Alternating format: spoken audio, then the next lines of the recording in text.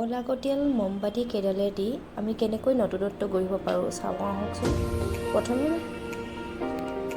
মমবাতি কেইডাল ভাঙি লৈ ধুনীয়াকৈ বাতি এখনত ৰাখি গৰম পানী উতলাই গলিব দিয়ালৈ বাট চাব লাগিব। তাৰপিছতে আমি চিলিকন মল এটা ঢালি পেলাই 4 বা 5 ঘণ্টা ৰাখি থ'ব লাগিব। তাৰপিছতে এয়া আমাৰ ধুনীয়াকৈ নতুন এডাল মমবাতি গঢ়ি উঠিল।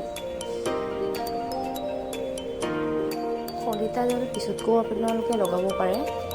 তাৰ আগতো মলত দিয়াৰ আগতো আপুনি শলিতাডাল লগাই পেলাইও ধুনীয়াকৈ মমবাতি গলা মমখিনি ঢালি দিব পাৰে।